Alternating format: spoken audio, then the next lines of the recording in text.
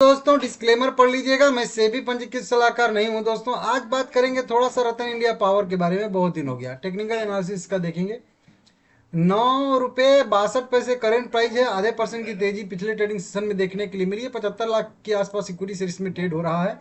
Result अभी इसका मैं देख रहा था, लगातार 2 क्वार्टर से इसका लॉस जो है वो बढ़ता जा रहा है। जब 10,000 करोड़ का इसको अचानक तो नहीं कहेंगे, मतलब अदर इनकम हुआ था, वहां से उम्मीदें थोड़ा सा जो है जगना शुरू हुई लोगों का कि अब शायद कंपनी का जो फाइनेंशियल है वो ट्रैक पे आ जाएगा। अगले क्वार्टर में 93 करोड़ का प्रॉफिट भी हुआ कंपनी को, तो और थोड़ा सा उम्मीद हो गया कि शायद अब 100 करोड़ के आसपास कंपनी कंटिन्यू नेट प्रॉफिट दर्ज करेगी। लेकिन अगले 2 क्वार्टर कंपनी एकदम जो है लौट गई, 1 करोड़ का माइनस और 4 करोड़ का प्रॉफिट।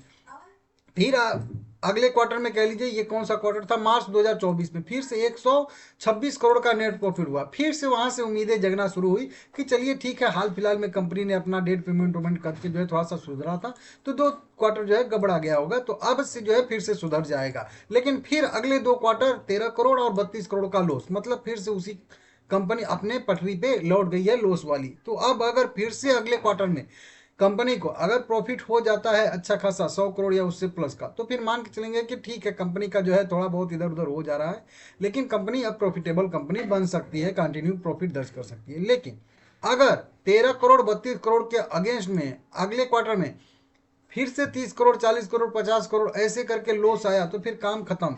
मान के चलिएगा कि फिर से कंपनी लॉस मेकिंग कंपनी हो जाएगी और कंटिन्यू लॉस बुक करेगी। तो मतलब अब 1-2 क्वार्टर और इसको देखना है, उसके बाद सब कुछ क्लियर हो जाएगा। हालांकि उम्मीद तो है, जैसे कि कंपनी ने अपना बहुत सारा जो है डेट पेमेंट किया, उसके बाद इसका जो रिजर्व माइनस में पहले था 8,000 10,000 करोड़ के आसपास, अब वो भी 800 करोड़ के आसपास हो चुका है। तो देखना होगा कि ये प्लस में कब आता है, कब कंपनी अच्छा सा नेट प्रॉफिट दर्ज करना कंटिन्यू जारी रखती है। वो जब सुधर जाएगा तो फिर मान के चलिएगा कि जो रतन इंडिया पावर का दिन है वो लौट गया है, आ गया है। अभी भी पी रेशियो के हिसाब से थोड़ा सा ज़्यादा ही है महंगा, और बुक वैल्यू के हिसाब से ठीक है। R O C R O normal से कम है। अर्निंग पर शेयर कम है इसका थोड़ा सा। डेट अभी भी है तो वही है। प्रोमोटर होल्डिंग 44% है। सेल्स ग्रोथ प्रॉफिट ग्रोथ में थोड़ी सी अभी दिक्कतें बनी हुई हैं, तो मतलब अभी वही है कि बीच बीच में झूल रहा है, कभी पॉजिटिव कभी निगेटिव, ठीक है ना। और यही चीज़ इसके चार्ट पे भी दिख रहा है एकदम। देखिए चार्ट पे कुछ खास एनालिसिस नहीं करना है, वीकली चार्ट लगाइए, आप देखेंगे तो एक बार बार जो है इस तरीके से स्विंग कंपनी बनाती थी। यहाँ पे साइलेंट पीरियड था इसका, ये वाले पीरियड में, लेकिन जब साइलेंट पीरियड से जब जागा यहाँ पे, तो फिर अच्छा खासा एक जो है मोमेंटम देखने के लिए मिला। अभी भी देखेंगे तो 1-2 इस तरीके से स्विंग बना रहा है, अभी भी स्विंग बना रहा है, तो ठीक है, स्विंग की उम्मीद है। लेकिन अगर इस लेवल मतलब 9.5 रुपये 10 रुपये के नीचे गया, तो फिर 9.5 रुपये से लेके 6 रुपये वाले रेंज में अगर गया, तो यही वाला साइलेंट पीरियड इसका फिर से जो है चालू हो जाएगा, और फिर से कंपनी लगभग लगभग मान के चलिए 1-8 साल के लिए यहाँ पे जो है साइलेंट हो जाएगी इस वाले रेंज में। समझ रहे हो आप लोग, ये वाला रेंज जो अभी मैं आप लोगों को दिखा रहा हूँ। तो उम्मीद जस्ट इसी पॉइंट से है, जो भी होना है इसी पॉइंट से होना है, और ये मैं आप लोगों को पहले से ही सपोर्ट बताया था। और है भी इसमें कुछ सपोर्ट तो सबको दिखते हैं, यहाँ पे ये वाला पॉइंट, यहाँ पे ये वाला पॉइंट, तो ये बहुत बढ़िया इसका रेजिस्टेंस था, अभी का सपोर्ट था, और वही वाला सपोर्ट अभी ले भी रही है।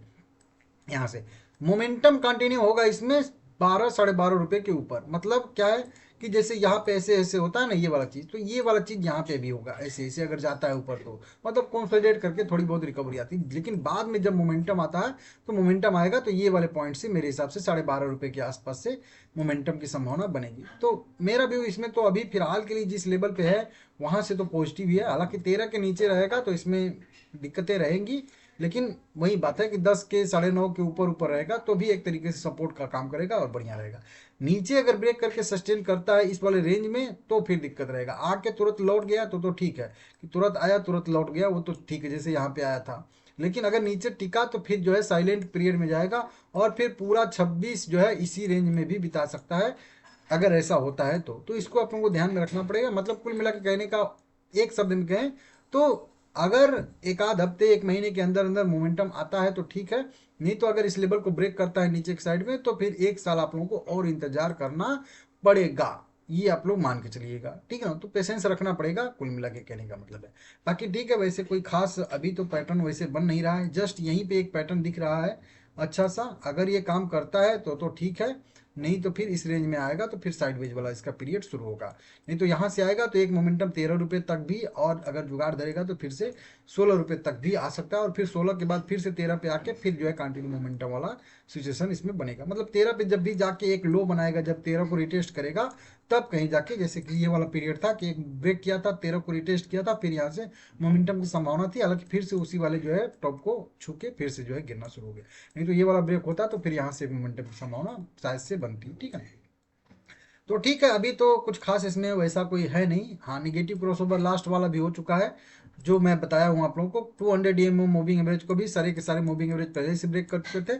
अब 100 DMA मूविंग एवरेज भी ऊपर से निगेटिव क्रॉसओवर दे रहा है, मतलब निगेटिव क्रॉसओवर, लास्ट वाला निगेटिव क्रॉसओवर हो रहा है। अब गिरता है तो मतलब सारे के सारे मूविंग एवरेज क्रमशः रेखा में ही चलेंगे। जैसे कि अगर आप लोगों को यहाँ पे मैं बताऊँ तो ये वाला लास्ट वाला क्रॉसओवर हुआ था, जो कि यहाँ वाला पॉइंट था। ठीक है ना, अब उसके बाद जब सारे के सारे मूविंग एवरेज को एक एक करके प्राइस जो है ऊपर रिकवरी करके सस्टेन करना शुरू करेगा, तो मान लेना कि ट्रेंड जो है अब रिवर्स हो रहा है। मतलब 20 DMA मूविंग एवरेज के ऊपर जाके अब सस्टेन करना शुरू कर दे तो फिर एक बार के लिए आप लोग पॉजिटिव इसको ले सकते हो। 20 DMA के जब तक नीचे रहेगा तब तक वही वाला पीरियड रहेगा, ये वाला जब लास्ट वाला क्रॉसओवर हुआ था उसके बाद ये आ रहा है 20 DMA मूविंग, और बार बार 20 DMA को रिटेस्ट कर करके गिरता आया। फिर फाइनली यहाँ पे 20 DMA को ऊपर ब्रेक करके सस्टेन किया, और फिर वहीं से थोड़ा सा रिकवरी आया। तो वहीं 20 DMA मूविंग एवरेज को बार बार रिटेस्ट कर करके इसमें गिरावट की संभावना बनी रहेगी। 20 DMA को ब्रेक करके जब 20 DMA नीचे जाएगा और फिर सपोर्ट देना शुरू करेगा 20 DMA, तब इसका जो है चार्ट पॉजिटिव बनेगा। तो देख लीजिएगा आप लोग, फिलहाल में ठीक है, इंतजार करना पड़ेगा। ठीक है ना।